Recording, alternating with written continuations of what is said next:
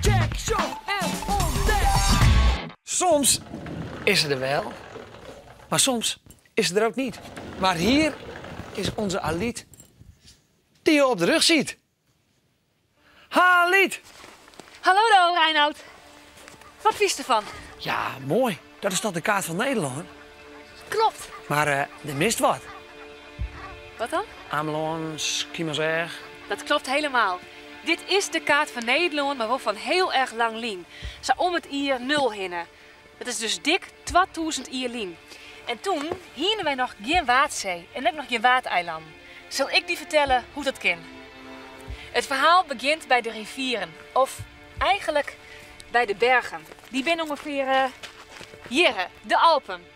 Het bergwetter, dat wordt smeltwetter en het streamt van de bergen af terug Europa naar zee.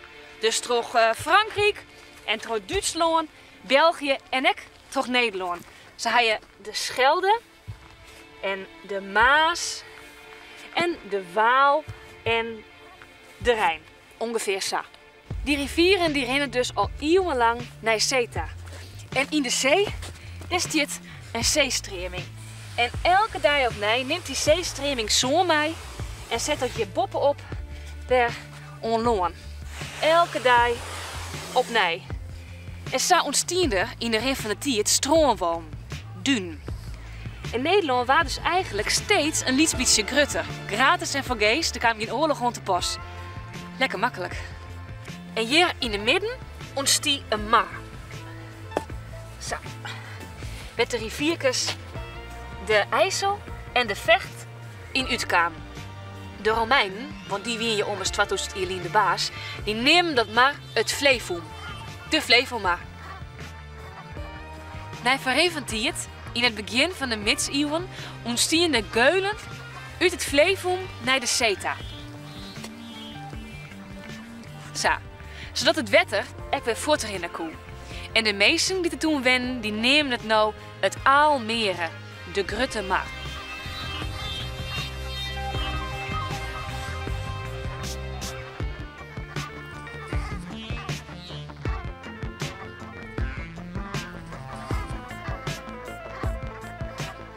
Het is nou hartstikke lekker waar en het is geweldig om hier te zitten.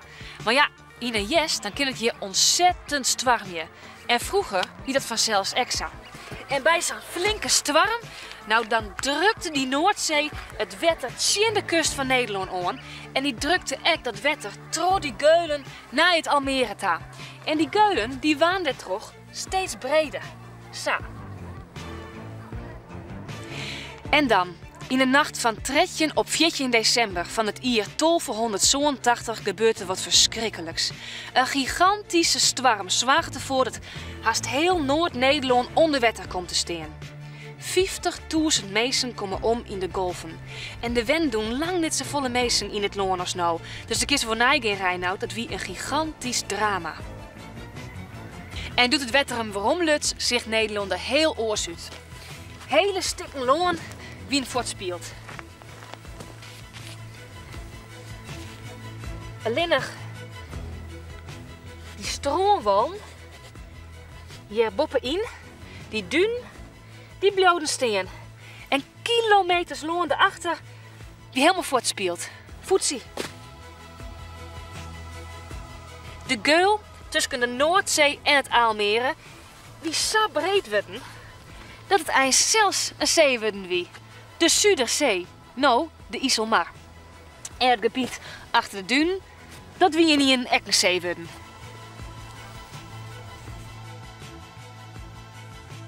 Niet een hele diepe zee trouwens. Want bij leeg wetten kun je de Brian lissen zien en kun je met je lezers onder een heel stuk doorheen een woordje. Wade. De Waadzee. En zo, beste Reinoud, is de Waadzee ontstien. Toch het eeuwenlange werk van rivieren, maar ik vooral door de ene storm in 1287. Eigenlijk kunnen we dus voor zeggen dat de Waadzee precies zo'n 123 en een heel jaar oud is. Dus nooit meer vergeten, hè? De Sint-Lucia-vloed. De grootste natuurramp die Nederland ooit kend had. Maar ja, werd we wel dit stukje super mooie natuur onderhouden ha. Doei!